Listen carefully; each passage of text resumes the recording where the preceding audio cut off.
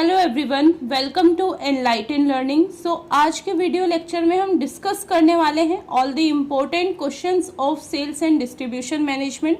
This subject is part of your BBA curriculum and the paper code of this particular subject is BBA 404। चलिए start करते हैं, देख लेते हैं कौन कौन से इम्पोर्टेंट क्वेश्चंस होने वाले हैं आपके अपकमिंग BBA एग्जाम के लिए।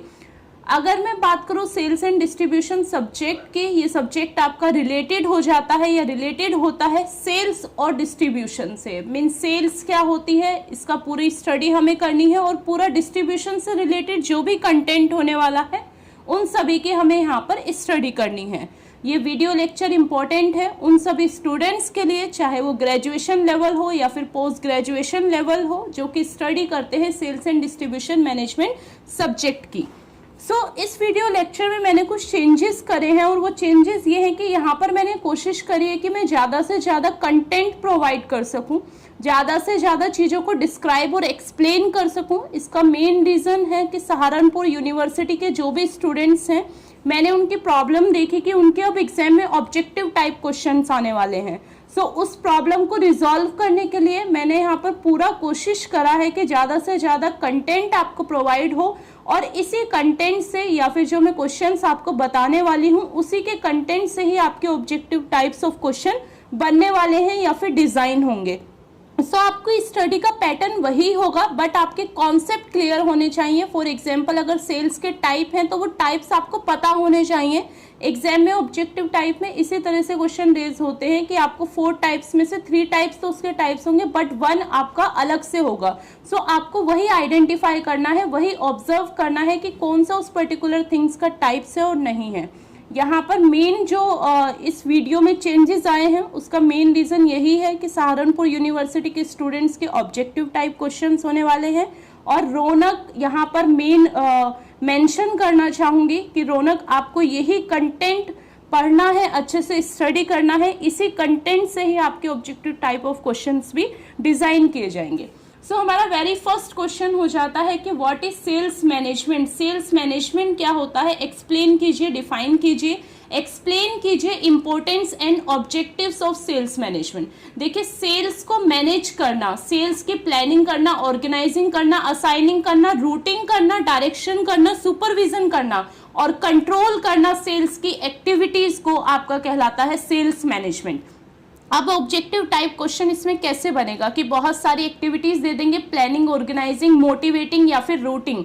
कौन सी एक्टिविटी सेल्स मैनेजमेंट का पार्ट नहीं है तो यहाँ पर मोटिवेशन हो जाएगा, वो सेल्स मैनेजमेंट का पार्ट आपका नहीं है। एक्सप्लेन करने हैं importance and objectives of sales management. देखिए सेल्स मैनेजमेंट बेसिकली सेल्स से रिलेटेड कि आपको सेल्स से रिलेटेड जितनी भी एक्टिविटीज़ हैं उनको मैनेज करना है और इस तरीके से मैनेज करना है कि आपको प्रॉफिट अर्न हो, आपका सेल्स का जो रेशो है वो इंक्रीज हो, वो आपकी कहलाता है सेल्स मैनेजमेंट। ऑब्जेक्टिव की बात करूं to achieve adequate volume of sale, आपकी सेल्स ज़्यादा से ज़्यादा हो, ये आपका मेन ऑब्जेक्टिव हो जाता है सेल्स मैनेजमेंट का। प्रॉफिट इंक्रीज करना, अगर आप न्यू प्रोडक्ट को इंट्रोड्यूस कर रहे हो उसके प्रोस्पेक्टिव वगैरह को इस तरीके से इंट्रोड्यूस करना कि आपकी सेल अच्छी हो सके। कंट्रोल करना डिस्ट्रीब्यूशन की कॉस्ट को, आपके ट्रांसपोर्टेशन कॉस्ट को कंट्रोल करना।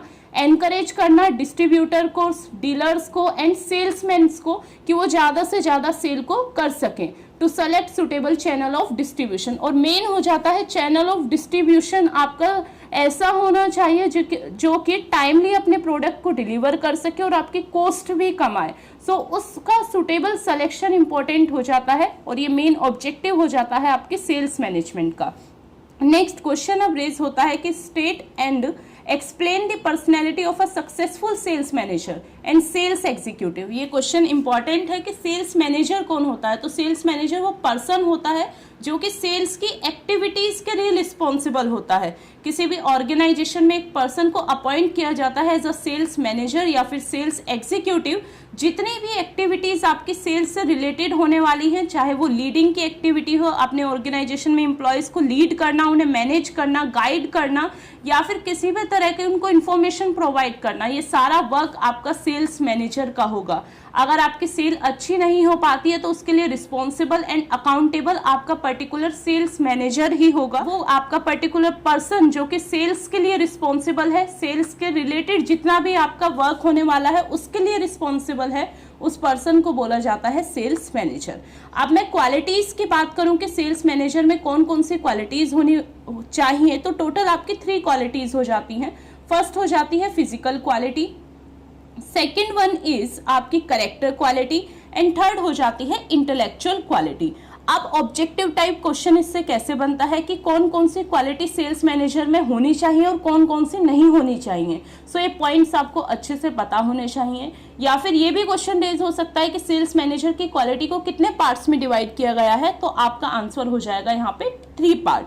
सो फर्स्ट हो जाती है आपकी फिजिकल क्वालिटी। देखिए फिजिकल क्वालिटी में आगे फर्दर सब डिवाइड किया गया है अलग अलग पार्ट्स को, जिसमें फर्स्ट हो जाता है पर्सोनल मैग्नेटिज्म, मतलब पर्सोनल यानी एम्प्लॉयज को मैनेज करना, ये आपकी फर्स्ट क्वालिटी है। कॉर्पोरेशन, कोऑर्डिनेशन से सारी चीजों को कंप्लीट कराना। आपका सेल्स मैनेजर ऐसा होना चाहिए जिसमें पूरी पावर हो इंस्पायर करने की, एबिलिटी हो इंस्पायर करने की अपने एम्प्लॉयज को, और फोर्सफुलनेस। नेक्स्ट आपकी क्वालिटी हो जाती है सेल्स मैनेजर की करेक्टर क्वालिटी। इसमें आ जाता है integrity, humanism and self discipline.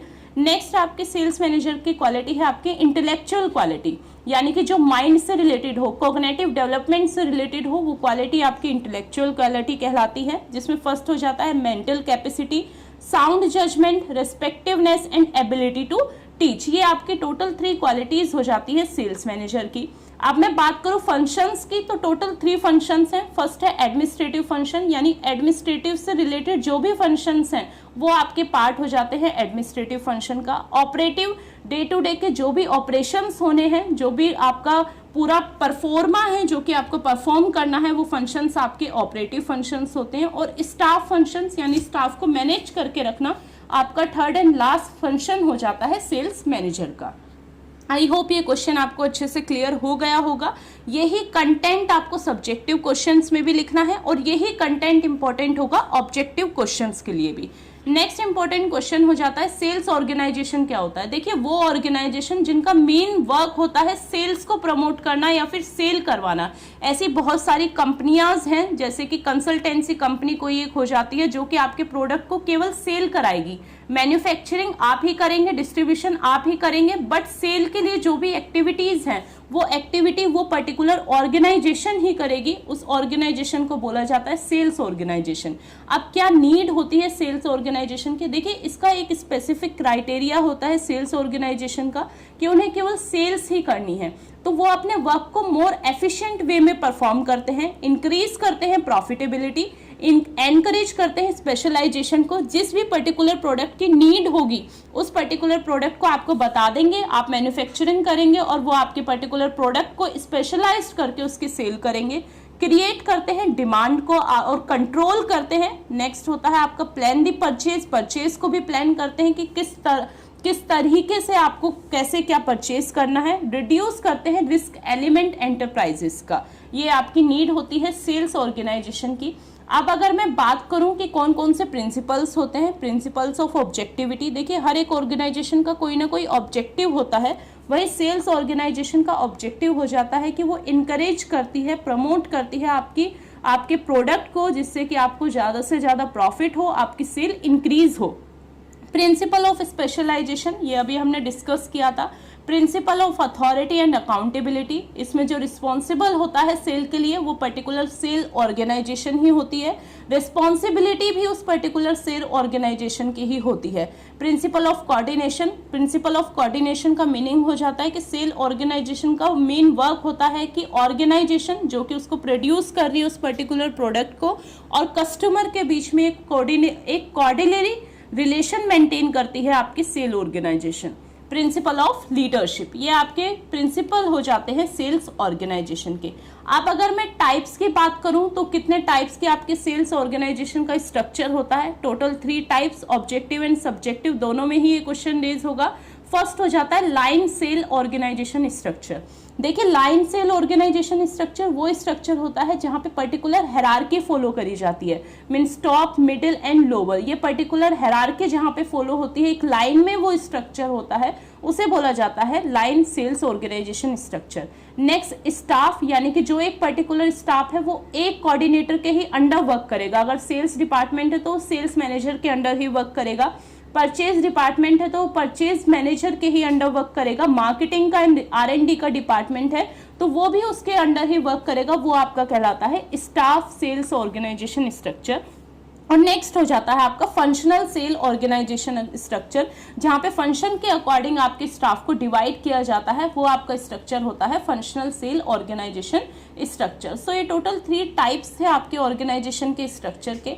Next हो जाता है explain the different types of sales organisation structure, ये हम डिस्कस कर चुके हैं ऑलरेडी।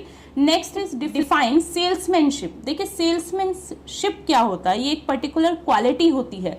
सेल्समैन यानी कि वो पर्सन जो कि सेल करेगा, जहां पर शिप लग जाता है मीन्स वो कन्वर्ट हो जाता है प्रोसेस में, यानी कि सेल करने का प्रोसेस जो कि परफॉर्म किया जाएगा एक पर्टिकुलर पर्सन के द्वारा, उस क्वालिटी को बोला जाता है सेल्समैनशिप। सेल्समैनशिप आपको टेक्निक है आपकी एक, जो कि आपको बताती है कि आपको कैसे पीपल को हैंडल करना है, कैसे पीपल को मैनिपुलेट करना है कि वो पर्टिकुलर प्रोडक्ट आपका बाय करे, मींस कन्विंसिंग स्किल मेन होती है सेल्समैनशिप में।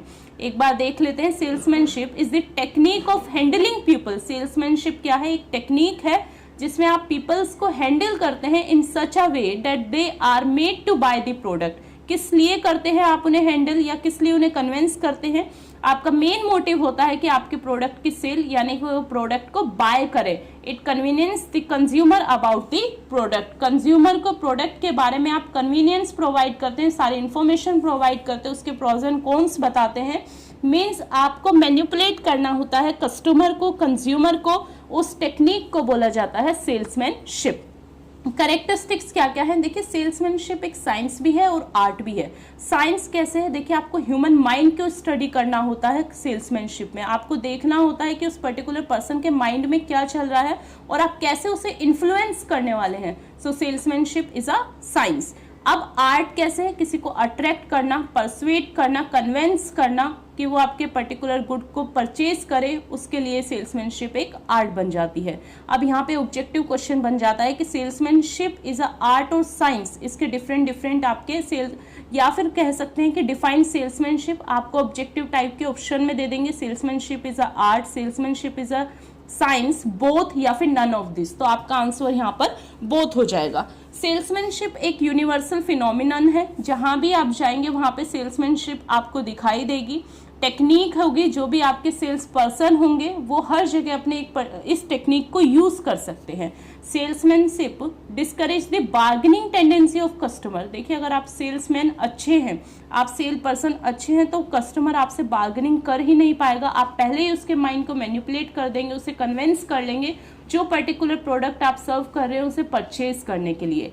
सेल्समैनशिप हेल्प करती है रिलेशनशिप बनाने में कस्टमर एंड ऑर्गेनाइजेशन के बीच में। अब अगर मैं बात करूं कितने टाइप्स की होती है आपकी सेल्समैनशिप, टोटल 3 टाइप्स हैं, क्रिएटिव, कॉम्पिटेटिवनेस और पर्सनल सेल्समैनशिप। एग्जाम में आपको कंटेंट यही राइट करना है अगेन, और ऑब्जेक्टिव टाइप भी आपसे पूछ लेंगे कि इनमें से कौन सा टाइप नहीं है सेल्समैनशिप का, तो आपको पता होना चाहिए creative, competitiveness and personal, these are the 3 types of salesmanship. Next हो जाता है explain the stages of selling process. The most important question है, ये क्वेश्चन रेज होगा और ऑब्जेक्टिव टाइप में तो पूछा जाएगा कि कौन कौन से स्टेप्स हैं, स्टेप को अरेंज कीजिए सेल्समैनशिप के या फिर सेलिंग के प्रोसेस के। सो फर्स्ट स्टेप हो जाता है आपका प्रोस्पेक्टिंग।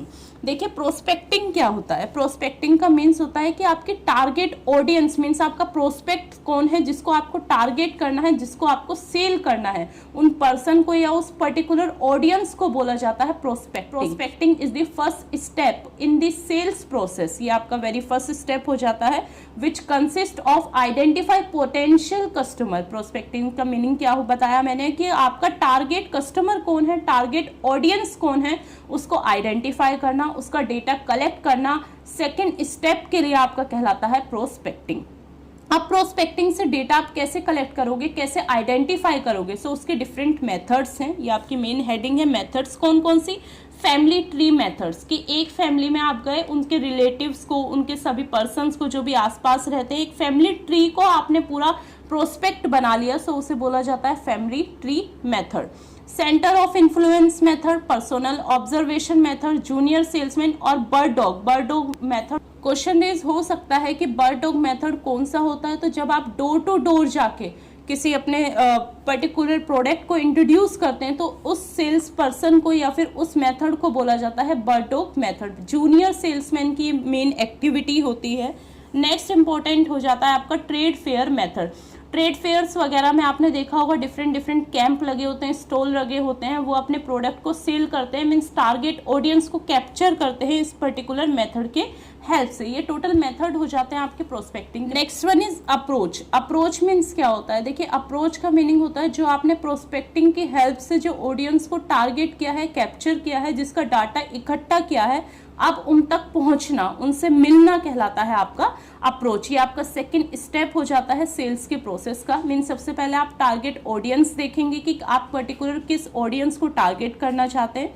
नेक्स्ट उन तक आप अप्रोच करेंगे, उनसे मिलेंगे, उनसे अपने प्रोडक्ट के बारे में बताएंगे।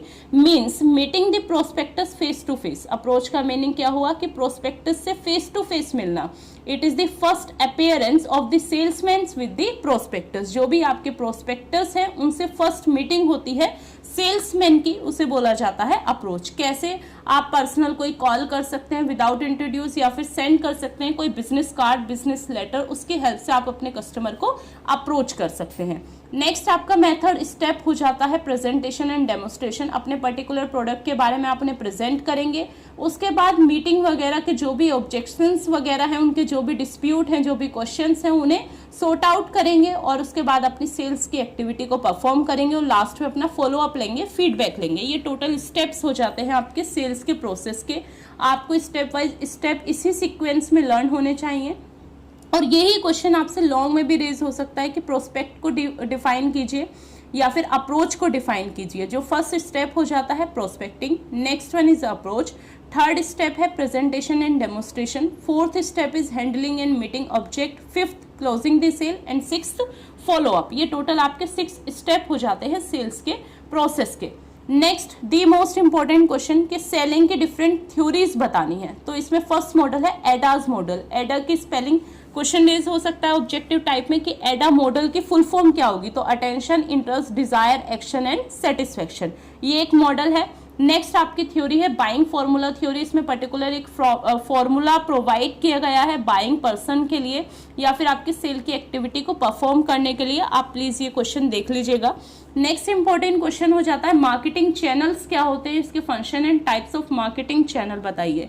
मार्केटिंग चैनल का मीनिंग होता है कि आप जिस चैनल के थ्रू, जिस मोड के थ्रू अपनी मार्केटिंग करने वाले हैं, चाहे वो एडवर्टीजमेंट हो, चाहे वो न्यूज़पेपर में एडवर्टीजमेंट देना हो या फिर टीवी पर एडवर्टीजमेंट देना हो, कोई भी फ्री प्रमोशन करना हो, वो आपका पब्लिसिटी करवाना हो, वो आपका सारा टाइप्स हो जाते हैं मार्केटिंग के। और मार्केटिंग चैनल आपका पर्टिकुलर वो चैनल होता है जिसकी हेल्प से आप मार्केटिंग करने वाले हैं।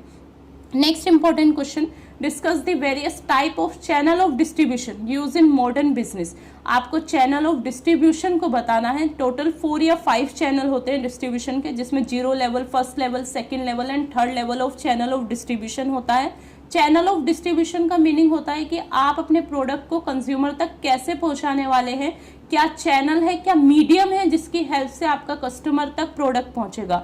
तो 0 लेवल में आप डायरेक्ट सप्लाई करते हैं, 1 लेवल में होलसेलर बीच में आ जाता है आपका, 2 लेवल में होलसेलर एंड रिटेलर आ जाता है। ऐसे ही आपके अलग अलग लेवल में पर्टिकुलर पर्सन या फिर पर्टिकुलर चैनल ऐड होता रहता है, तो उसे बोला जाता है चैनल ऑफ डिस्ट्रीब्यूशन।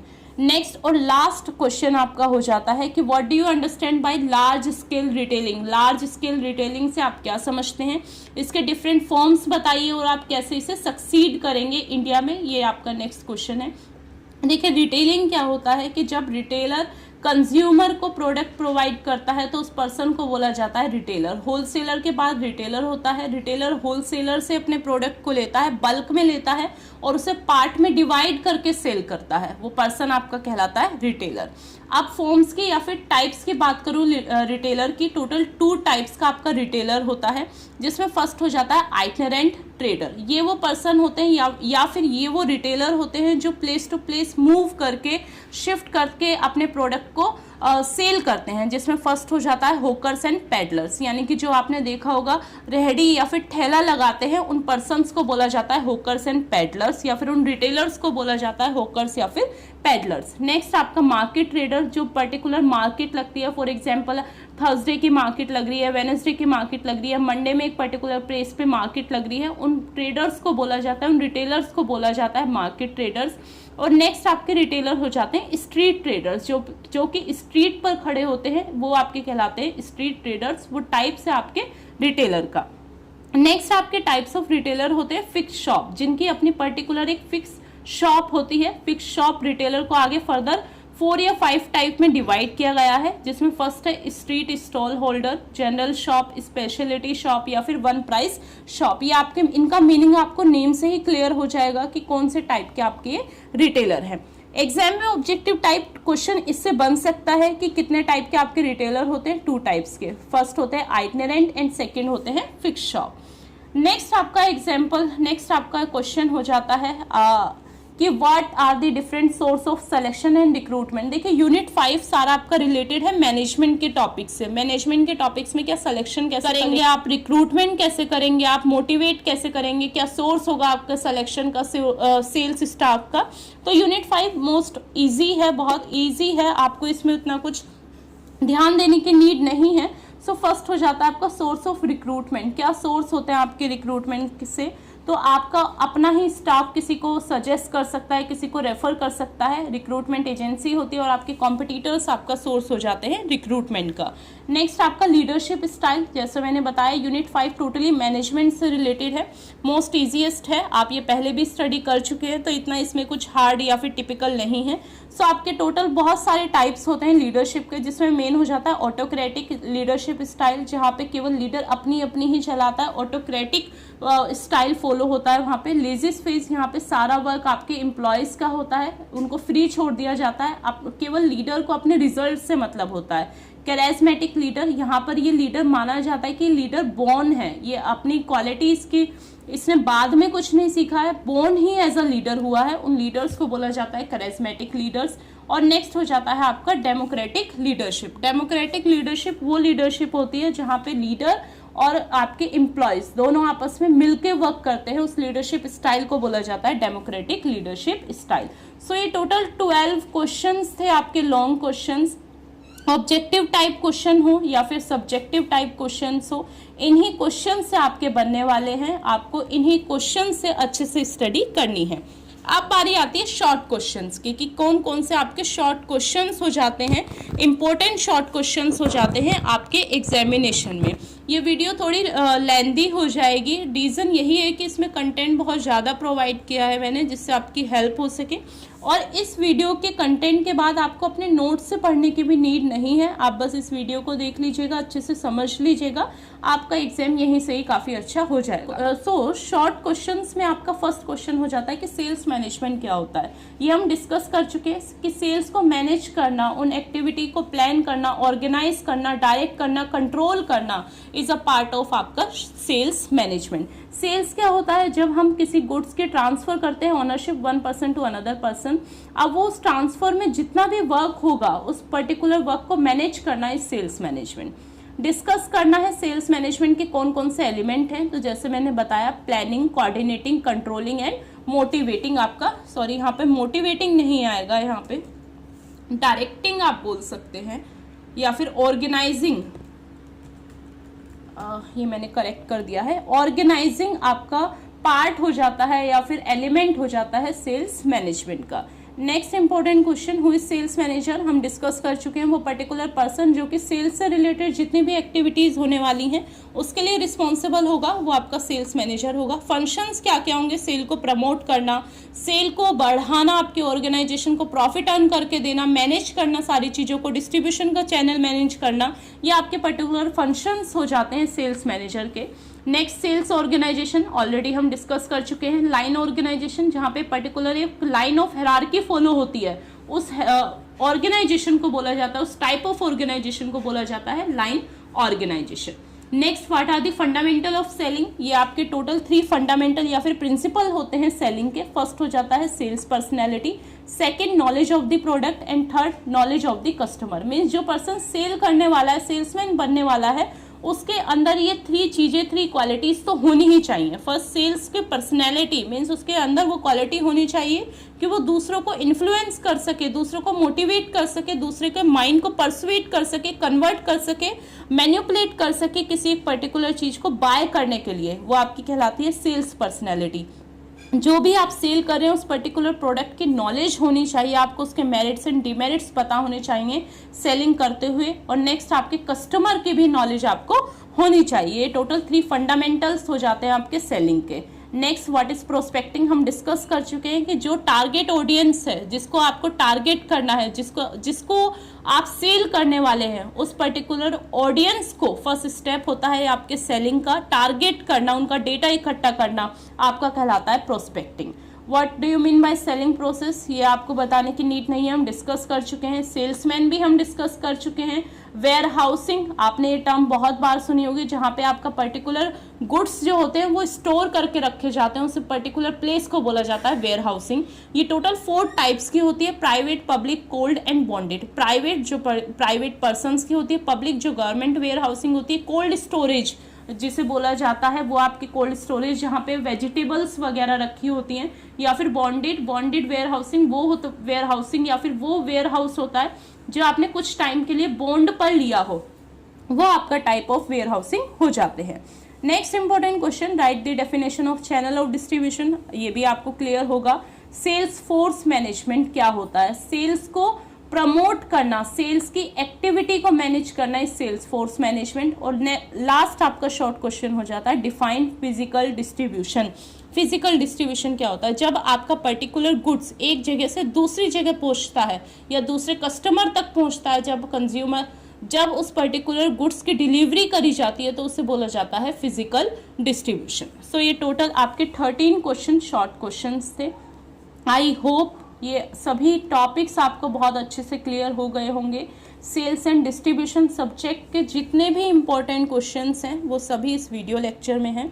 इस वीडियो से अलग आपको कुछ भी स्टडी करने की नीड नहीं है। आई होप ये वीडियो आपके लिए बेनिफिशियल रहे। ज़्यादा से ज़्यादा शेयर कीजिए इस वीडियो को। एंड यस, जो वीडियो पहले से ही प्रोवाइडेड है सेकंड सेम के लिए, आप चाहें तो अपने जूनियर्स को भी वो वहाँ पर शेयर कर सकते हैं। So guys, thank you so much for watching this video. I hope this video is going to beneficial for you. If you like this video, then please do like, share and subscribe. Thank you for watching this video guys, and do comment.